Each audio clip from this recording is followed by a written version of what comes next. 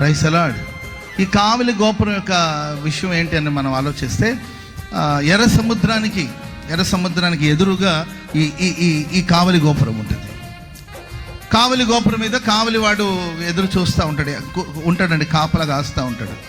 ఎవరైనా సముద్రం మార్గం నుండి శత్రువులు వచ్చారనుకోండి, వెంటనే ఆయన ఏం చేస్తాడంటే ఆ కావలి గోపురం మీద నుండి ఆయన అగ్ని ముట్టిస్తాడు, అగ్నిని రాజేస్తాడు.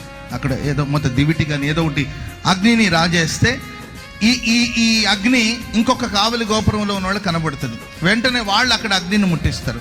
అక్కడ ఇంకొక గోపురం ఉంటుంది, వాళ్ళకి ఇది కనిపిస్తుంది, వాళ్ళు అగ్నిని ముట్టిస్తారు. ఇలా అది రాజనగరం దాకా సందేశాన్ని అందించడానికి కొరకు, శత్రువులు వచ్చినప్పుడు సందేశాన్ని అందించడానికి కోసం ఈ కావలి గోపురాలు అక్కడక్కడక్కడ ఉంటుందండి.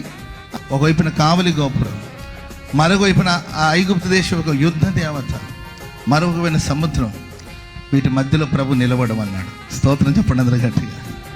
నేను మీ పక్షాన ఉండి యుద్ధం చేస్తాను. చెప్పండి కూడా అందరూ గట్టి. వాళ్ళకి సందేశాలు అందించే వాళ్ళు ఉండొచ్చు, వాళ్ళకి యుద్ధ దేవతలు ఉండొచ్చు, కానీ నేను మీ పక్షాన నిలబడి ఎర్ర సముద్రాన్ని పాయలు చేసి ఆరిన నేలపై మిమ్మల్ని నడిపిస్తాను.